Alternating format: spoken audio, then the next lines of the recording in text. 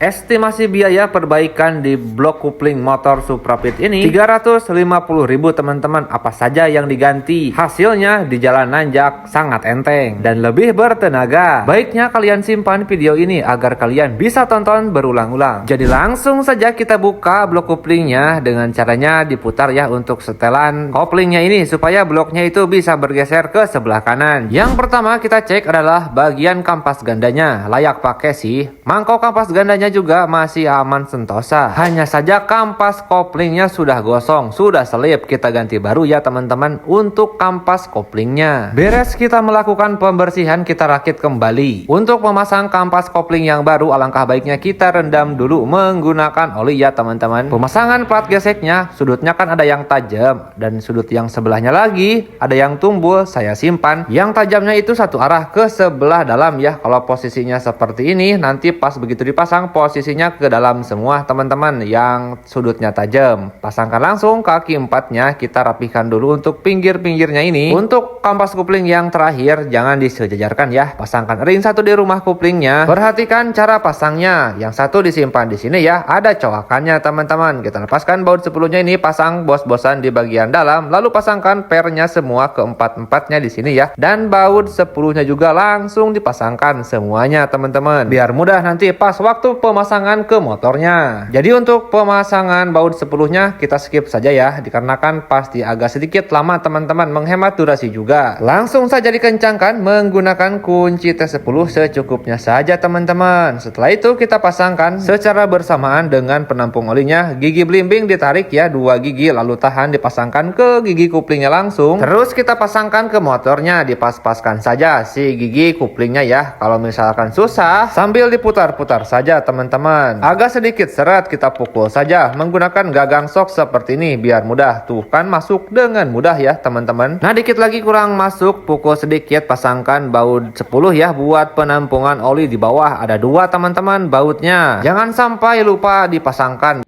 banget teman-teman. Nah di sini nih posisinya ada 2 ya. Setelah itu tinggal dikencangkan saja menggunakan kunci T10 yang depan dan yang belakangnya. Langkah berikutnya pasangkan ring yang biasa, lalu ada ring yang cekung, ada merek outnya itu menghadap ke sebelah luar ya. Pasangkan langsung mur mahkotanya yang kecil ya. Kalau bagian yang kupling, pasangkan kunci mahkota lalu kencangkan saja menggunakan kunci sok dan impact teman-teman. Ada ring satu di bagian dalam sini dan pasangkan kembali kampas gandanya, masih bagus ya teman-teman, tidak perlu diganti. Ring matahari kita pasangkan juga dan ring yang cekung. Mur mahkota yang bagian depan kita pasangkan juga, lalu kencangkan saja menggunakan impact dan mata sok mahkota, lalu kuncikan lagi deh ring penguncinya. Hal penting berikutnya adalah pemasangan filter oli ini. Jangan sampai packingnya itu sobek ya. Kalau sedikit saja ada kesobekan, stang seher cepat kena, piston pun cepat baret teman-teman. Pasangkan bearing stud kopling. Biar mudah pemasangan stud kopling, kita kasih template biar nempel ya. Pasangkan stud kopling, titik ini harus sejajar ya, ada yang garis di bagian as operan giginya, jadi harus sejajar titik yang itu biar top. Pasangkan langsung blok koplingnya dan bautnya satu persatu ya teman-teman, jangan sampai ada yang ketinggalan. Langsung kita setel koplingnya. Untuk penyetelan kita putar ke sebelah kiri sampai mentok seperti ini, lalu kita majukan untuk umur 14 nya ini secukupnya saja. Setelah itu putar sedikit ke depan obengnya, lalu tahan obengnya, lalu kencangkan umur 14 nya ini. Biar pengencangan mur 14-nya paten, kita posisikan seperti ini, kunci 14-nya sampai kencang. Pasangkan langsung knalpot dan engkolannya. Langsung nanti kita tes ke jalan yang nanjak ekstrim di daerah saya. Oke teman-teman, mari kita gas saja di jalan nanjak ini. Langsung kita oper ke gigi 1,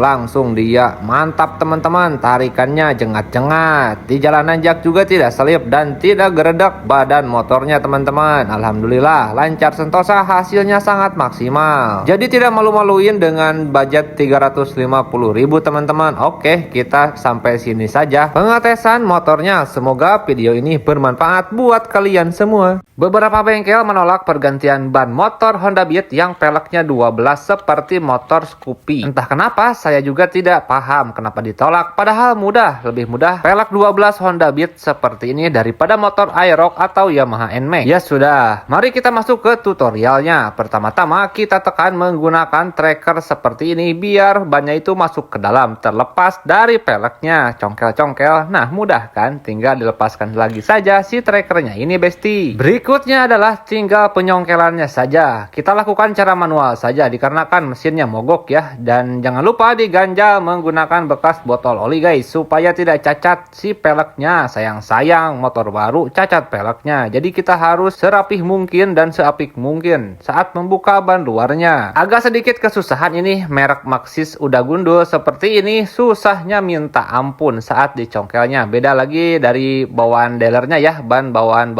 dealer itu tidak sekeras ini guys di motor Scoopy. Pantas saja bengkel lain menolak pekerjaan ini, mungkin gak mau capek ya, tapi bayarannya tinggi loh membuka ban seperti ini. Kita lepaskan ban dalamnya, sudah memakai ban dalam ya, ini motornya sudah rembes jadi menggunakan ban dalam. Untuk penyongkelan ban luarnya kita ganjal juga, jangan sampai tidak diganjal ya, agak sedikit keras ini guys, asli ini mah kerasnya minta ampun, sampai-sampai harus mengeluarkan tenaga ekstra untuk melepaskan bannya ini dari velgnya. Aduh, sampai-sampai keluar keringat dingin ya dari badan kita dikarenakan keras banget guys asli. Dan ini ganjalnya lepas ya, kita lepaskan lagi sambil kita paksa saja sekuat tenaga sampai benar-benar bisa keluar ban luarnya ini. Nah sedikit lagi, alhamdulillah sekarang sudah bisa terlepas. Untuk pemasangannya kita lumasi dulu sealnya menggunakan oli ya, supaya nanti bisa keluar dengan mudah si sealnya itu guys. Nah kita congkel saja, pentil tubeless diganti ya dengan yang tipe tubeless, jadi tidak akan memakai ban dalam lagi dikarenakan baru ini bannya guys. Menurut teman-temanku semua, lebih baik menggunakan oli atau menggunakan sabun untuk mengeluarkan sealnya? Coba kita sharing di kolom komentar. Oke, tinggal kita congkel-congkel saja deh sampai masuk ya untuk keseluruhan ban luarnya ini besti. Nah agak sedikit ngeyel, ini harus diinjak menggunakan kaki ya teman-teman, soalnya licin ininya nih. Agak sedikit kesusahan ini, dicongkel sebelah sini keluar sebelah sana, bikin pusing saja. Dan akhirnya saya tahan dari sebelahnya menggunakan sendok ban, didiamkan ya, lalu kita congkel-congkel dan kita injak seperti ini. Alhamdulillah triknya seperti ini ternyata maunya dia ya guys, jadi itu bisa masuk dengan mudah. Setelah itu tinggal kita kasih angin saja sampai full ya, ada bunyi cetak gitu guys. Nah pekerjaan pun memasang ban sudah beres ya teman-teman, tinggal pemasangan ke motornya saja. Dan untuk total biaya pemasangan habis 200 ribuan.